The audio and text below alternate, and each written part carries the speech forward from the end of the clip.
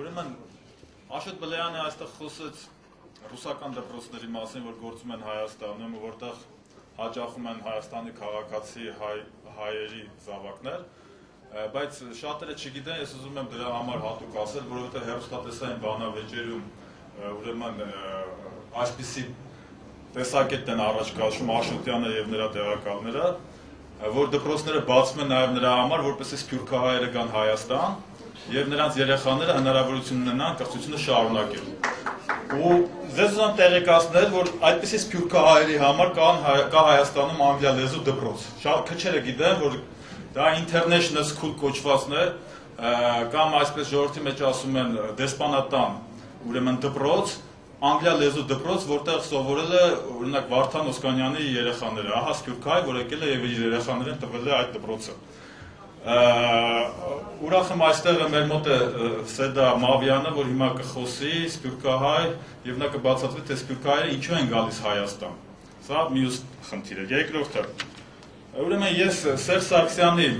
նախագահ Սերժ Սարգսյանի մայիսի 28-ի ուղերձում 6 անգամ նա օգտագործեց հավատալ բառը, հավատալ հայ ժողովրդին։ Մի նախադասություն մեջ բերեմ։ Պետք է հավատալ հայ ժողովրդի ունակություններին, հավատալ նրա կռվելու, կառուցելու, մտածելու, արարելու մեծ հնարավորություններին։ Ուրեմն, եթե օտարալեզու դպրոց են բացում Հայաստան, սա պարզ երևում է, որ չեն հավատում հայ ժողովրդի մտածելու ունակություններին։ Այն, որ կառավարությունը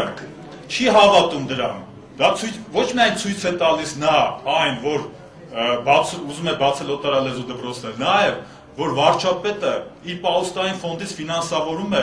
օտար լեզվով հաղորդումներ, ինչպես են չտո գծե կարտանը։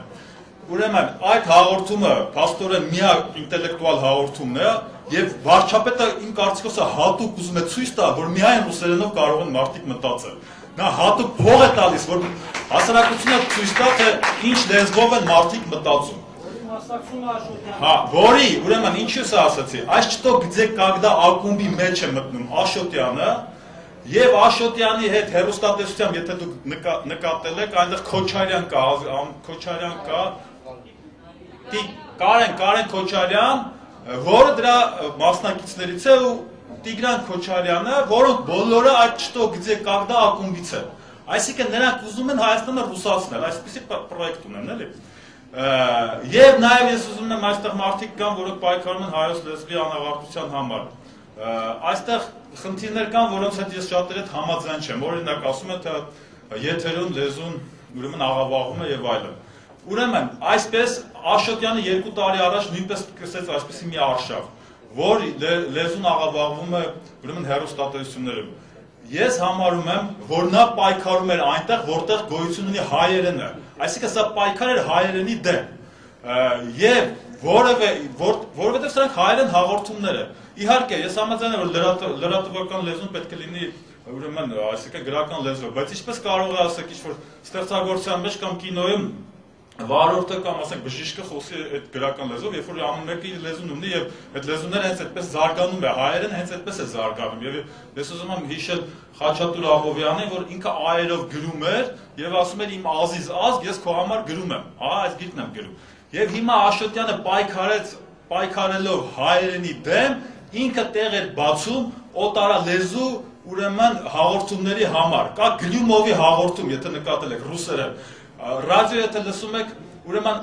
բազմաթիվ ուրեմն գովազդներ այսօր ուրեմն ռուսերեն են, որևէ մեկը ես չեմ նկատում դրա մասին խոսի, և ես կոչ եմ անում իհարկե իմ բարեկամներին, հենց Դավիթ Գյորզադյանն էլ է շատ անհանգիստ լեզվի անավարտության մասին, իսկապես ուշադրություն դարձնեն այդ օտարալեզու արշավը, որ մենք կամաց հիմա դպրոցն է գալիս ու մեկ էլ մի օր կտեսնեք, որ ասենք թե ասենք այսօր այս նախագիծը կանխվեց, վաղը էլի այդ բանի, վաղը էլի այդ օտարալեզու ուրեմն հաղորդումները շատանում են։ Ուրեմն այսքանը։